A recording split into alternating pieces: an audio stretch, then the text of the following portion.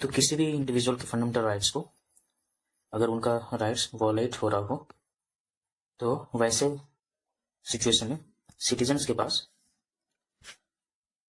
Direct court जाने का प्रावधान है। ओके, सो जैसे में कोर्ट क्या करती है, अगर ऐसा कोई सिचुएशन आता है तो कुछ रीट्स इशू करती हैं, राइट। तो उस रीट्स को हम देख लेते हैं। ओके, पहला है हैबिस कॉर्पस, जिसका मीनिंग है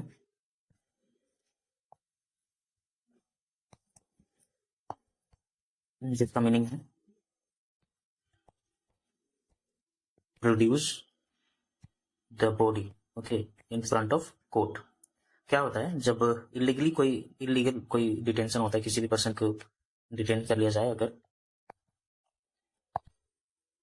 डिटेन कर लिया जाता है तो इस केस में हैबिस कॉर्पस रीट के रूप में इशू किया जाता है। ओके, उस पर्सन के डिफेंड के लिए। एंड क्या होता है कि जो पुलिस पर्सनल या किसी भी पर्सन को डिटेन किया जाता है तो कोई FIR, कोई समथिंग रिपोर्ट नहीं होता है, राइट, इलीगल डिटेंशन में। तो उस रूप में, उस कंडीशन में हैबिस कॉर्पस इशू किया जाता है और ये कहा जाता है दैट पर्सन को प्रोड्यूस किया जाए in front of court.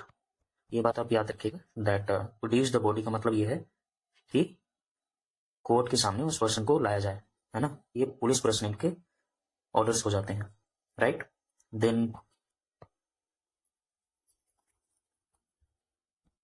Second point जो है वो हो जाएगा आपका मैंडमस। मैंडमस का मतलब है वी कमांड, मतलब कोई भी पब्लिक ऑफिशियल्स, जो पब्लिक ऑफिस होती है,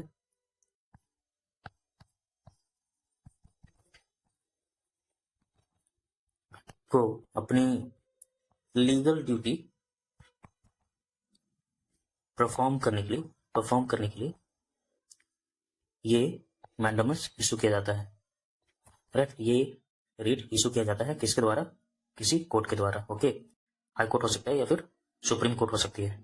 क्यों? क्योंकि गार्डियन कौन है फंडामेंटल राइट्स के, तो सुप्रीम कोर्ट, राइट।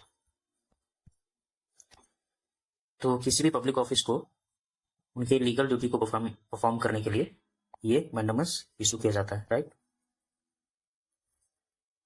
नेक्स्ट हम थर्ड पॉइंट में देखेंगे। एक और पॉइंट ये है दैट मैंडमस प्रेसिडेंट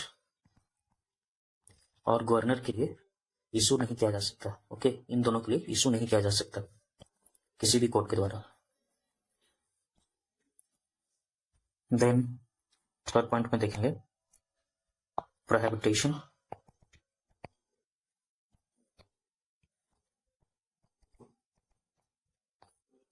मतलब ये है कि किसी भी लोअर कोर्ट, है ना, मतलब उसको रोकना, to provide.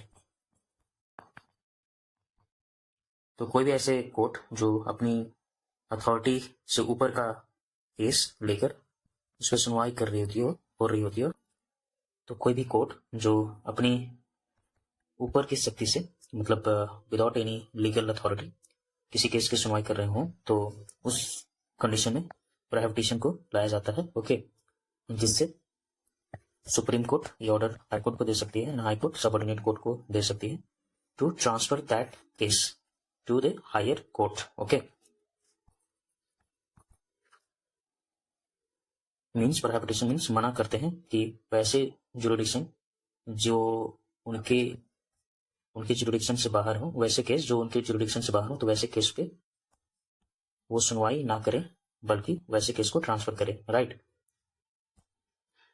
This is called prohibition. Then हम देखते हैं फोर्थ पॉइंट जो है वो certiorari, that means to be informed.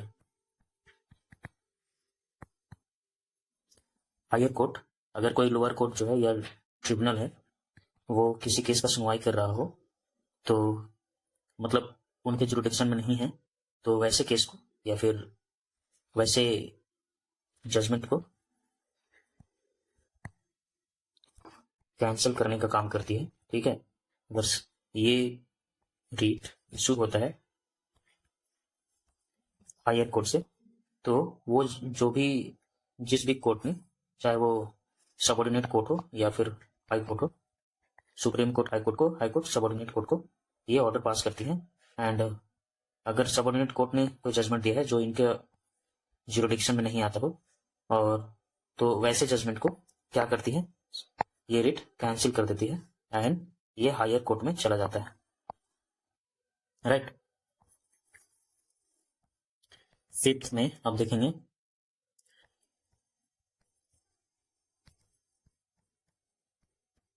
Quo warranto means by what authority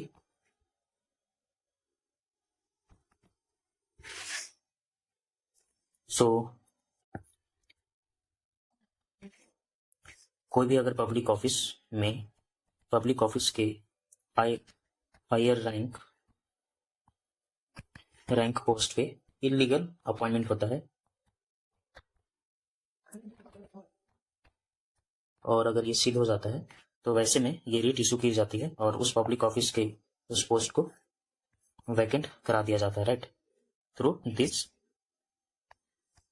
REET, right. So this is your रीट्स